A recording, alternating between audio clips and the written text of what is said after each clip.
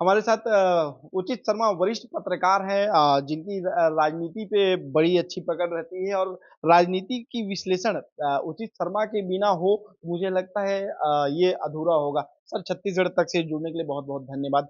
क्योंकि अब वोटिंग तो हो गए हैं, सबकी निगाहें अब कह सकते हैं 4 जून पर तो टिकी हुई है, लेकिन लोगों को चर्चा करने का विषय ये बन गया है कि आखिर 4 जून से पहले लोग कयास लगा रहे हैं कि किसकी सीटें बढ़ रही है, किसका प्रदर्शन डाउन जा रहा है।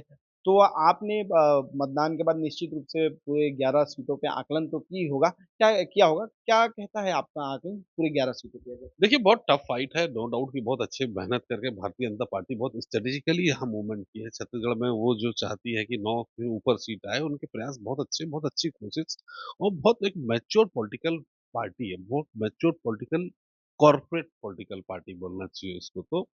क्योंकि एंटरप्रेन्योरशिप उन्होंने कह एंटरप्रेन्योरशिप हाँ, सकते हैं। मतलब एक कॉर्पोरेट पॉलिटिकल पार्टी मैं कहूँगा इनको कि बहुत अच्छे उनके कोशिश है और इस बार वो चाहती है कि 9 से वो थोड़ा आगे बढ़े और 11 तक जाए। 100% सीट जो राजस्थान में उन्होंने की है, मध्य प्रदेश में लास्ट टाइम था, लगभग गुजरात में, तो वही परफॉर्मेंस आती है। लेकिन जब वास्तविक दौर आप देखें कि ये पहला चुनाव है, जब कांग्रेस 5 साल शासन करने के बाद लोकसभा में गई। 5 साल शासन किया छत्तीसगढ़ में, भूपेश सरकार ने, ये कांग्रेस बड़ी सरकार बात ने। बताई आपने, बोली है कि पहली बार कांग्रेस को मौका मिला है 5 साल काम काम करने का करने के बाद और फिर अपना लोकसभा काम में गई, काम एग्ज़ैक्टली। बताने का कि हम छत्तीसगढ़ में काम किए हैं, इससे तो पहले उन्होंने केवल 3 साल शासन किया था, अजीत जोगी वो के भी टाइम खींचतान चला पूरा। पाकिस्तान चला था।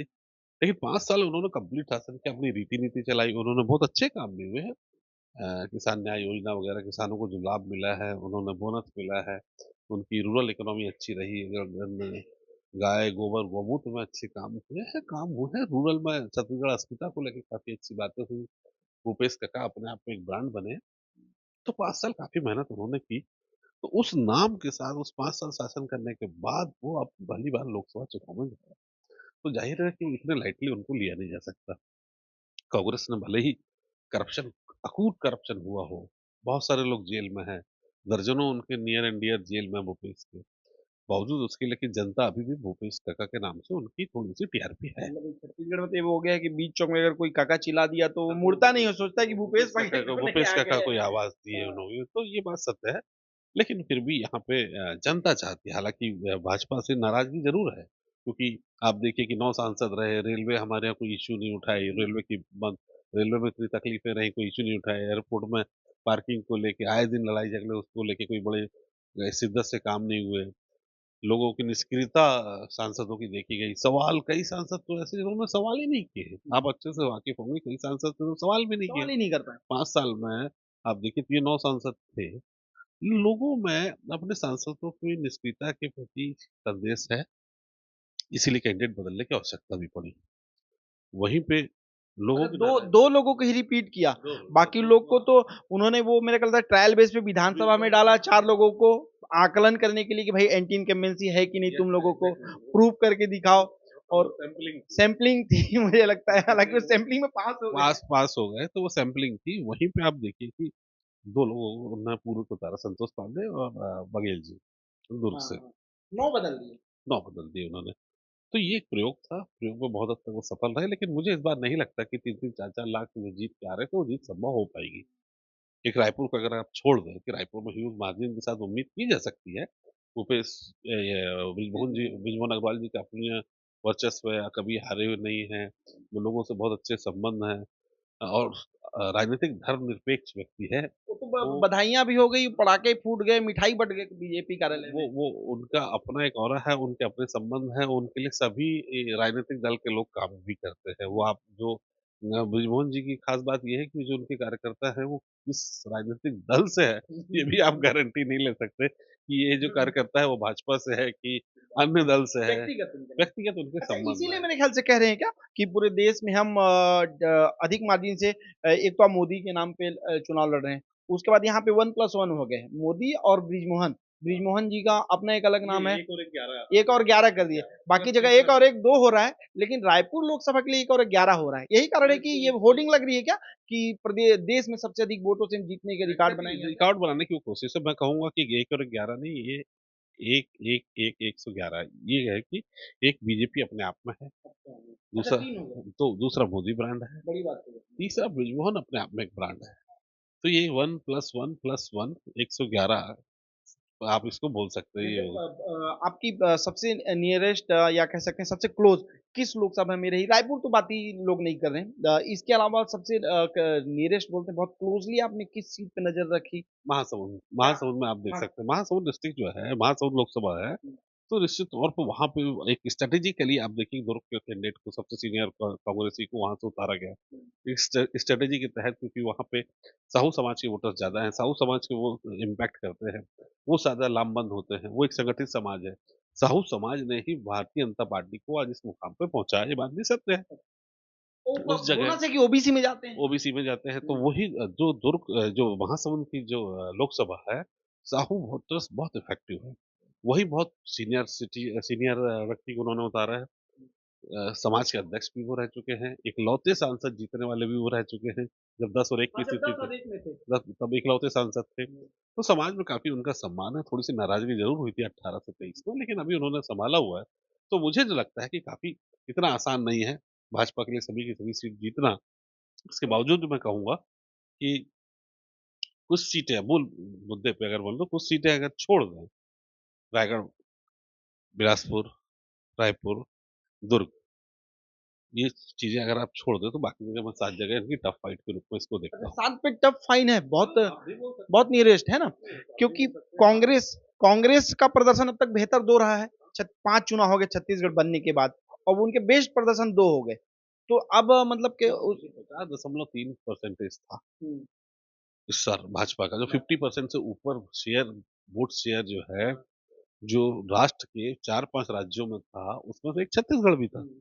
जिससे 50.78% के आसपास था। मुझे लगता है कि इस बार कांग्रेस उसमें डेंट मारेगी। वो जो डेंट है, वो 50.78% है भाजपा के खेमे में, उसमें कांग्रेस चोट पहुँचाने की कोशिश करेगी।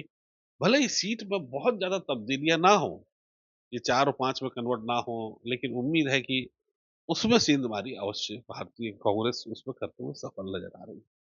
जितना गंभीरता से अब कांग्रेस को आप विश्लेषण करके बता रहे हैं गंभीरता से लिया, उतना गंभीरता तो कांग्रेस नहीं लिया आला-कमान छत्तीसगढ़ में। तो उसका क्या कारण रहा? उसके देखिए, बाद भी आप कह रहे हैं कि कांग्रेस का प्रदर्शन अच्छा रहेगा, लेकिन मैं कह रहा हूँ ना राष्ट्रीय कि संगठन ने मैं कह बिल्कुल रहा हूँ भी इसमें ध्यान नहीं दिया। कांग्रेसियों का कोई रोल नहीं है। हाँ, व्यक्तिगत रो कैंडिडेट। एग्ज़ैक्टली दूसरा नहीं, जनता खुद से आप देखिए 70 में भी जनता 89 में भी जनता ने ये सब परिवर्तन लाया था। पार्टियों का कोई भी राजनीतिक दल में आप सोच रहे हैं, मेरा कहने का मतलब है कि अगर वोट परसेंटेज फ़र्क आएगा और डेंट लगेगा, हुँ।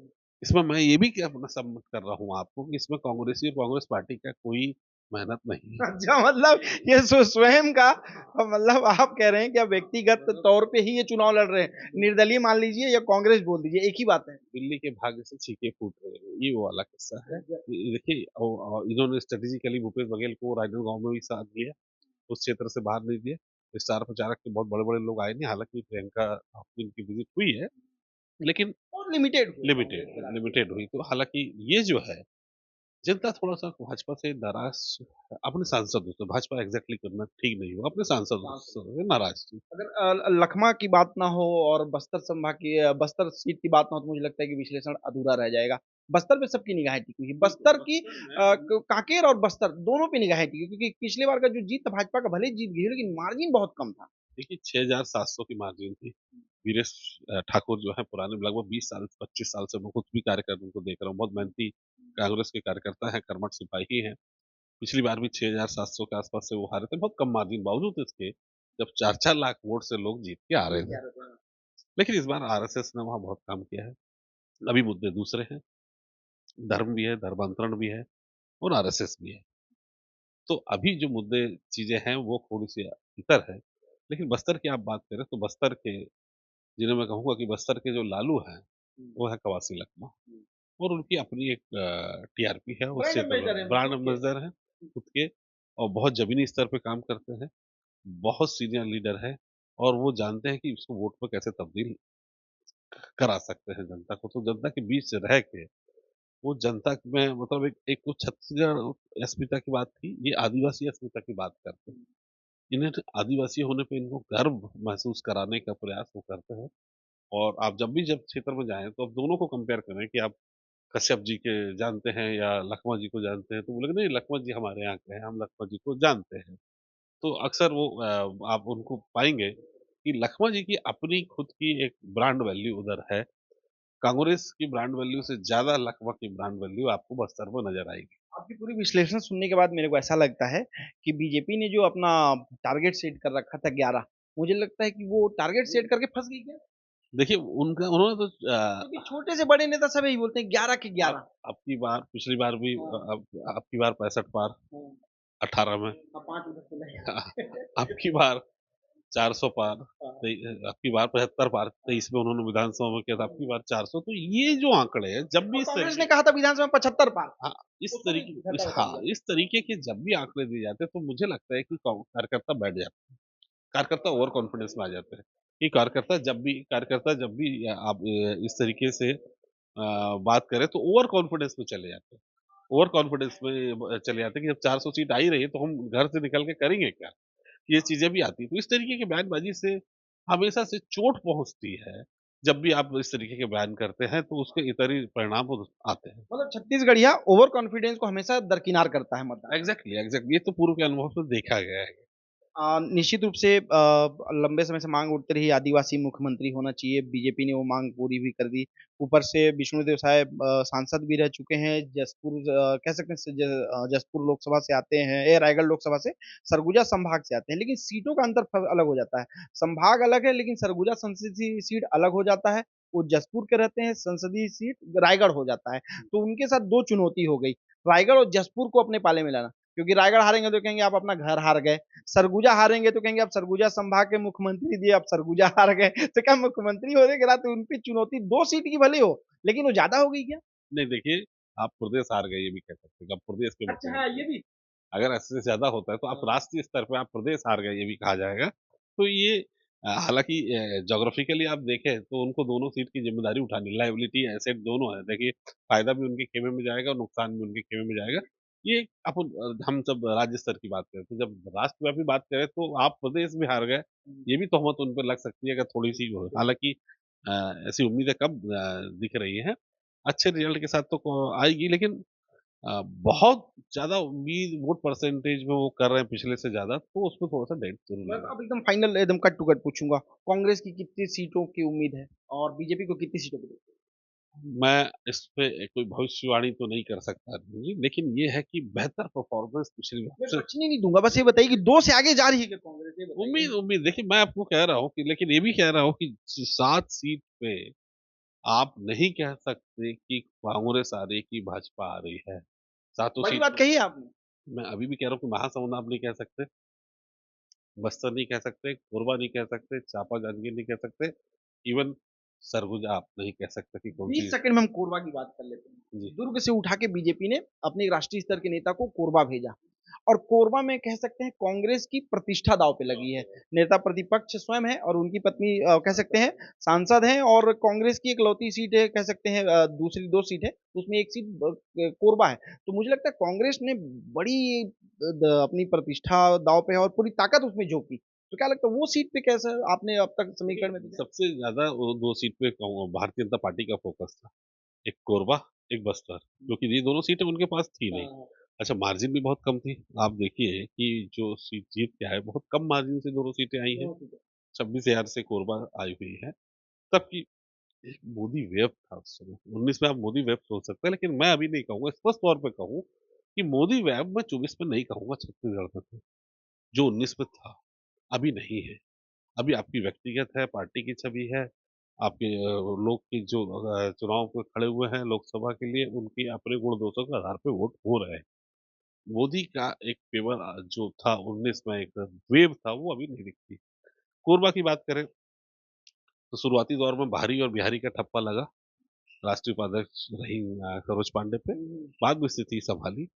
लेकिन चूँकि उसपे आदिवासी बेल्ट भी आते हैं, पुराने गाँव भी आते हैं, तो वो महंत जी एक बार जीतते हैं, एक बार हारते हैं, परिवार आप उनको देखिए।